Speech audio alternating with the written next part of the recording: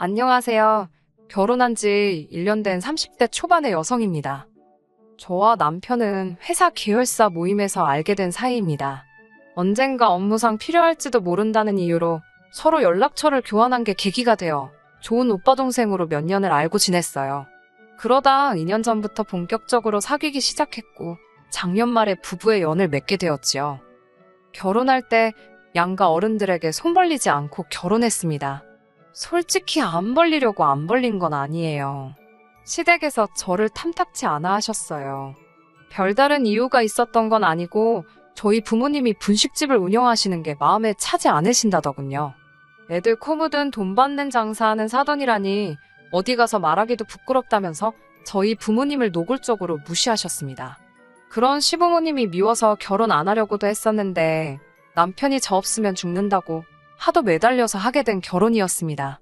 친정부모님은 괜히 당신들 때문에 제가 미움을 받는다면서 얼마 정도 해가면 제가 예쁨을 받을 수 있을지 고민하셨고 그런 부모님의 모습을 보니 오기가 생기더라고요. 그래서 해주신다는 친정부모님을 만류하고 아무것도 안 해갔습니다. 시댁에서도 반대하는 결혼을 꾸역꾸역 한다면서 아무것도 안 해주셨고요. 남편은 당시 모아둔 돈이 5천 정도 있었는데 저보다 4살이 많았던 것을 감안하면 그다지 많이 모아둔 것은 아니었습니다. 저는 8천 정도 모아둔 상황이었고요. 제가 3천을 더 해갔지만 손해라는 생각은 안 했습니다. 그저 남편과 제가 힘을 합쳐 전셋집이라도 하나 구할 수 있으니 다행이다 싶었습니다. 게다가 저나 남편이나 좋은 회사에 다니고 있었기에 둘의 앞날에 대한 걱정은 그다지 크지 않았네요. 하지만 행복하고 감사한 마음은 오래가지 못했습니다. 결혼식을 올리고 반년도 되지 않았을 무렵 친정부모님께서 가게를 마치고 집으로 돌아오시던 길에 교통사고로 돌아가셨거든요. 지금도 그 일만 생각하면 가슴이 미어집니다. 사고가 났던 그날도 친정부모님께서는 분식집 장사를 마치시고 집으로 돌아오는 길이셨어요. 분식집에서 집까지는 걸어서 30분, 오토바이로는 10분 정도 걸립니다. 제가 알기로는 평소에는 두 분이 산책 삼아 걸어서 다니셨는데 그날은 많이 피곤하셨던 모양이에요. 아버지께서는 평소 근거리 배달용으로 쓰시던 오토바이를 타셨더라고요. 뒤에는 어머니를 태우시고요. 문제는 하필 그날따라 비가 많이 내렸고 음주운전 차량은 저희 아버지의 오토바이를 보지 못했답니다. 그렇게 두 분이 세상을 떠나셨어요. 이후로 한동안 시간이 어떻게 흘러가는지도 모를 만큼 저는 슬픔에 짓눌려 살았습니다. 그런 와중에 하루는 어머님께서 연락도 없이 집에 찾아오셨어요. 오시자마자 어머니께서 하신 말씀은 집안꼴이 이게 뭐냐는 거였습니다. 냉장고를 열어보시고는 당신 아들이 좋아하는 반찬은 하나도 없다면서 혀를 차시더라고요. 살아있을 때 잘해야지 죽고 나서 울면 누가 알아주냐입니다. 뿐만 아니라 저를 힐끗 보시더니 왜 이렇게 퍼졌냐면서 관리 좀 하라셨어요. 당신 아들이 하루 종일 일하고 집에 와서 기껏 돼지마냥 늘어져 있는 저를 봐야겠냐면서요. 어머님의 새치어로 아주 난도질을 당한 기분이었습니다. 제 속마음을 아시는지 모르시는지 집안 곳곳을 휘젓고 다니시며 잔소리를 퍼붓던 어머님께서는 마침내 소파에 앉으시더니 너네 부모가 네 앞으로 뭐 남겨준 건 없냐셨어요. 솔직히 부모님이 돌아가신 뒤 그 슬픔이 너무 커서 재산이라던가 그런 건 생각도 못하고 있었는데 어머님이 그런 질문을 하시니 정신이 번쩍 들더군요. 확인해보지 않았다고 하니까 겨우 분식집에서 벌면 얼마나 벌었겠냐고 가서 빚이나 없는지 확인해 보랍니다. 그러면서 덧붙이시기를 빚이 있으면 갚든 포기를 하든 네가 알아서 하되 남편이나 당신한테 피해는 주지 말라고요. 그건 저희 부모님이 만드신 거니까 제가 알아서 해야 하는 거라고 신신당부를 하시면서요. 어머님 말씀이 서운하고 얄미웠지만 한편으로는 언젠가 한 번은 했어야 하는 일이지 싶어서 주민센터를 찾아갔어요. 그리고 얼마 후 알게 된 결과는 충격적이었습니다. 빚은 고사하고 오히려 부모님께선 제 앞으로 큰 재산을 남겨두셨더라고요. 가치가 15억에 달하는 3층짜리 건물이었지요. 대출도 얼마 남지 않아 있었고요. 사실 처음엔 비밀로 하려고 했습니다. 그런데 사람들 말이 어차피 결혼하면 재산세 낼 때 다 알게 된다더군요. 어쩔 수 없다 싶었어요. 그리고 솔직히 말하자면 유치하긴 했지만 한편으론 시부모님께 자랑하고 싶은 마음도 들더라고요. 조심스레 시부모님께 친정부모님이 제 앞으로 15억짜리 3층 건물을 남겨주셨다 하니 저더러 소설 쓰냐며 비웃으셨습니다. 하지만 제가 등기부등본을 보여드리자 어머님께선 한동안 말을 잇지 못하시더라고요. 솔직히 남편과 저 두 사람만 놓고 본다면 제가 절대 남편보다 못한 조건은 아닙니다.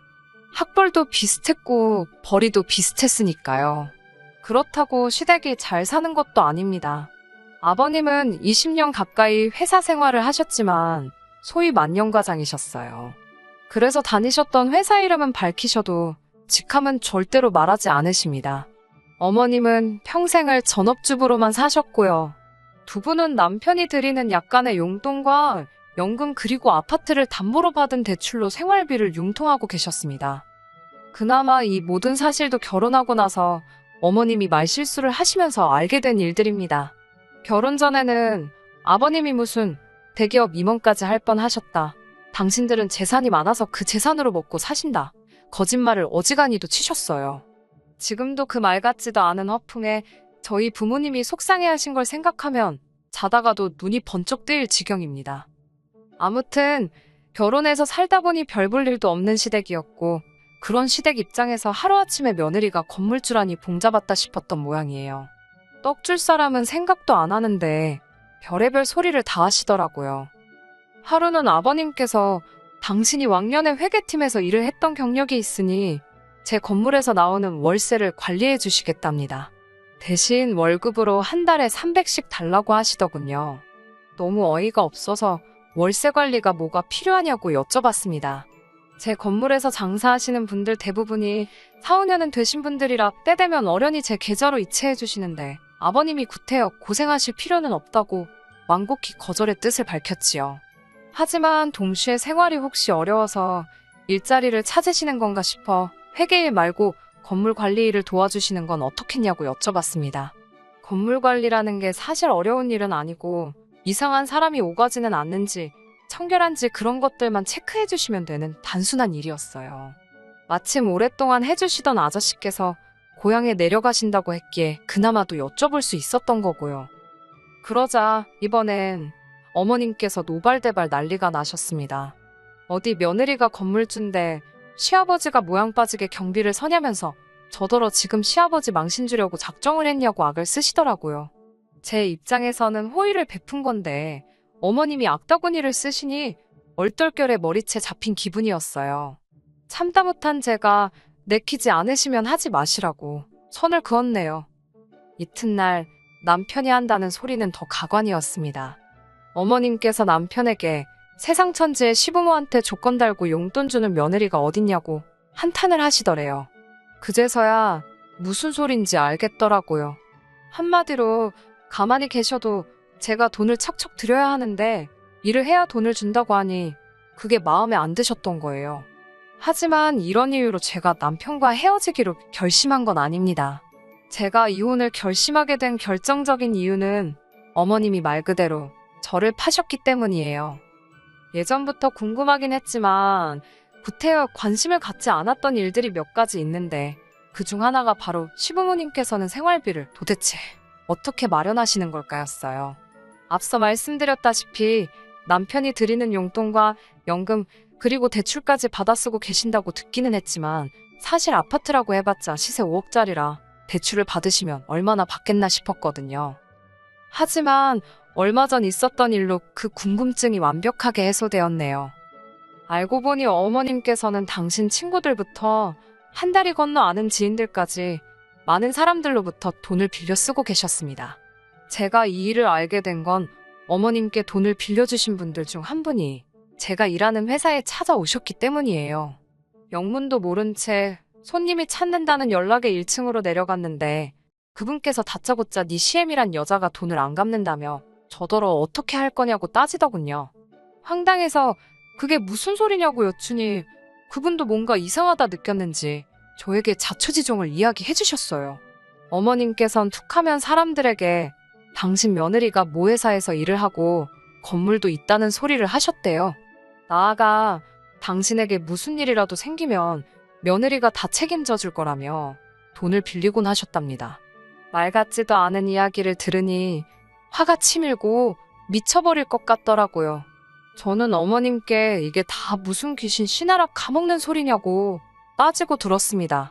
일전에도 어머님께서 경우 없는 행동을 많이 하셨고 그때마다 속으로 삭히던 저였지만 이번만큼은 도저히 그냥 넘어갈 수가 없었거든요. 어머님께서는 여편네가 좀만 기다리면 되는 걸 저렇게 못 믿고 쫓아왔다며 오히려 급은욕을 하셨습니다. 저는 어머님께 다른 분들과 거래를 어떻게 하셨든 궁금하지도 않고 알고 싶지도 않다고 그저 제 회사로 찾아오지만 않게 해달라 했습니다. 그러나 어머님의 반응은 정말 뻔뻔하기 짝이 없으셨어요. 당신은 불편한 게 하나도 없다면서 그렇게 불편하면 저더러 해결하랍니다. 돈 몇 푼 쥐어주면 떨어져 나갈 거라나요. 솔직히 몇십만 원 단위면 그냥 물어드리려고 생각했어요. 그런데 어머님 입에서 나온 숫자는 가히 충격적이었습니다. 한 분당 적게는 100만 원, 많게는 700만 원까지 있었는데 그런 분들이 좋기 10사람은 된다는 겁니다. 거기다 몇 분에게는 이자 20%까지 약속을 했다나요. 뻔뻔한 어머님의 설명에 저는 학을 떼고 말았습니다. 뒤이어 어머님께서 말씀하시길 결혼할 때 예단도 안 해오지 않았냐면서 이참에 예단한다 생각하랍니다. 기가 차더라고요. 그렇게 치면 남편은 뭐 집이라도 해왔나요? 막말로 남편이나 저나 현찰박치기였고 그나마도 제가 3천 더 해왔다고 받아쳤더니 어머님이 하신다는 말씀이 그 3천으로 당신 좋은 일 시켰냐입니다. 또 먹고 살 집 구하는데 써놓고 왜 생색이냐며 화를 내시더라고요. 아니 그런 논리면 그 집에는 저 혼자 사나요? 어머님 아들도 같이 사는 집이잖아요. 어머님과는 도저히 말이 통하지 않았습니다. 그런 와중에 남편이란 작자는 옆에서 꿀먹은 모마냥 가만히 앉아서 바닥만 보고 있더라고요. 어떻게든 결단을 내리지 않으면 이 상황이 계속 반복되겠구나 싶어 단도직입적으로 말씀드렸습니다. 한 번만 더 누구든 제 회사로 찾아오면 경찰을 부를 거라고요. 그러자 어머님께서는 아이고 무섭다며 왜 아예 당신을 잡아가라고 시키라며 빈정거리셨습니다. 며칠 뒤 우려했던 일이 일어났습니다. 이번엔 세 분이 같이 오셨더라고요. 결혼식 때도 뵀던 어머님의 친구분들이셨습니다. 저는 어머님께 말씀드린 대로 경찰을 부를까도 잠시 고민했지만 그래도 일전에 뵀던 분들이기에 대화를 나누는 쪽으로 마음을 바꾸게 되었어요. 그동안 잘 지내셨냐고 안부를 여쭙고는 회사 건너편 카페로 세 분을 모셨습니다.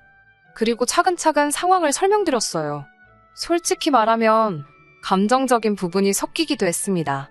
어머님이 저희 부모님을 무시하면서 결혼을 반대했던 일과 저희 부모님이 돌아가시면서 저에게 유산으로 건물을 남겨주셨다는 이야기를 할 때는 저도 모르게 눈물을 보였거든요. 다행히도 어머님 친구분들 모두 제 이야기를 듣고는 이제 상황 파악이 되었다며 미안하다셨습니다. 그리고 며칠 뒤 어머님께서 아주 노발대발 화가 단단히 나셨더라고요. 도대체 그 여편네들한테 뭐라고 떠들었길래 자기한테 인생 그렇게 살지 말라면서 욕을 하냐입니다. 도대체 어떻게 인간들을 구워 삶았냐며 저에게 악다구니를 쓰시더라고요. 저는 그날 있었던 일을 가감없이 전해드렸습니다. 그러자 어머님께서는 며느리란 게 이제는 지 시애미까지 개망신을 시킨다며 어찌 죽은 네 부모나 너나 체면이란 걸 생각할 줄 모르냐고 따지셨습니다. 그 와중에 돌아가신 부모님을 들먹이니 저도 눈이 돌아가더라고요. 제가 어머님께 방금 하신 말씀 당장 사과하시라고 했습니다. 이 상황에 저희 부모님 이야기가 왜 나오냐고요. 그러자 남편이 저더러 적당히 좀 하랍니다. 자기가 보기엔 그저 어머님이 서운해서 그러시는 건데 그것도 못 받아주냐면서 막말로 한 달에 월세만 1,000 가까이 들어오면서 돈독이 올랐냐입니다. 말 나온 김에 따져보자면서 그까지 돈 몇 푼 갚아줄 것도 아니면서 가만히나 있지 굳이 자기 부모님 개망신을 시켜야 했냐면서 목에 핏대를 세우더라고요.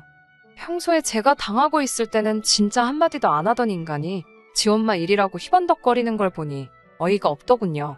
저도 더는 당하고만 있을 수가 없어서 어머님에게 미친 듯이 싸댔습니다.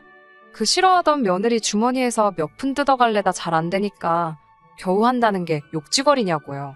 어디 가서 암만 그래보시라고. 그래봤자 누구 하나 어머님 무서워하나. 저도 어머님 하나도 안 무섭다고 그랬습니다.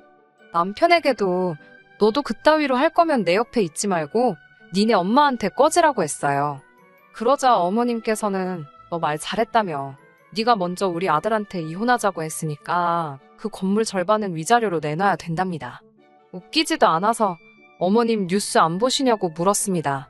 왜 끝까지 무식한 티를 내시냐며. 이건 제가 상속받은 재산이라 위자료랑은 아무 상관도 없다고요. 게다가 저희 지금 혼인신고도 안 되어 있는 거 기억 못 하시냐고 물으니 순간 어머님이 아차 싶은 표정을 지으셨어요. 어머님께서 저 너무 마음에 안 든다고 앞으로 하는 거 봐서 혼인신고하는 거 허락해 주신다면서 못하게 하셨거든요. 저는 어머님께 너무 감사하다고 덕분에 이렇게 수월하게 헤어진다고 인사를 드렸네요. 남편한테는 계좌번호 찍어서 보내라고 했습니다.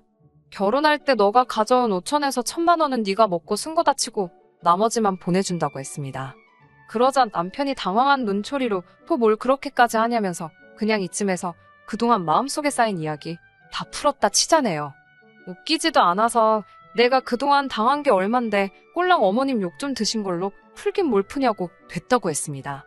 우리 부모님 가슴에 대못 박은 그 죄를 니네 엄마가 용서받을 수 있을 것 같냐고 악을 썼네요. 이후로 저는 남편과 다시 남남이 되었어요. 오빠 동생만도 못한 사이가 된 거지요. 솔직히 부모님 돌아가신 이후로 어떻게 보면 제 유일한 가족이었기에 어떻게든 지켜내고 싶었던 게 사실이에요. 그래서 어머님과의 다툼이 있을 때마다 남편이 적극적으로 개입하지 않았어도 크게 원망하지 않으려고 노력했습니다. 하지만 결국 이렇게 되었네요. 저는 남편과 헤어진 후 회사까지 찾아왔던 그분들에게 고부관계가 끝났다고 소식을 전했습니다. 이제는 정말이지 제가 책임질 이유도 없고 명분도 없는 만큼 저희 어머님께 빌려드린 돈을 조금이라도 받으시려면 빨리빨리 고소도 하시고 아파트 경매도 생각해보시라고 조언해드렸어요. 후기라면 후기인데 얼마 전 남편에게서 연락이 왔었습니다. 다 죽어가는 목소리로 좀 도와달라대요. 무려 9사람이 어머님을 고소했는데 금액이 엄청나답니다. 이러다간 아파트도 뺏기고 온 가족이 길바닥을 나앉게 생겼다며 좀 도와달랍니다. 순간 안쓰러운 마음이 들긴 했지만 저희 부모님이 살아생전 못 먹고 못 입고 만드신 재산인데 그따위로 쓸 수는 없었지요. 남편에게는 유감이지만 각자 살 길 찾기로 했으니 더는 연락하지 말라고 했네요. 그 이후로는 어떻게 됐는지 잘 모릅니다. 제가 연락처를 바꿨거든요. 이후로 저는 회사를 떠났고 지금은 그동안 배워보고 싶었던 것들을 배우며 제 인생의 새로운 시작을 준비하고 있습니다. 언젠가 다시 부모님을 만나게 됐을 때 부끄럽지 않은 딸이고 싶다는 목표를 가슴에 품고 다시 열심히 살려고요. 많이 응원해주세요. 끝까지 들어주셔서 감사합니다. 오늘의 사연은 여기까지입니다. 구독과 좋아요, 알람 설정 부탁드리고 더 좋은 사연으로 다시 찾아뵙겠습니다. 감사합니다.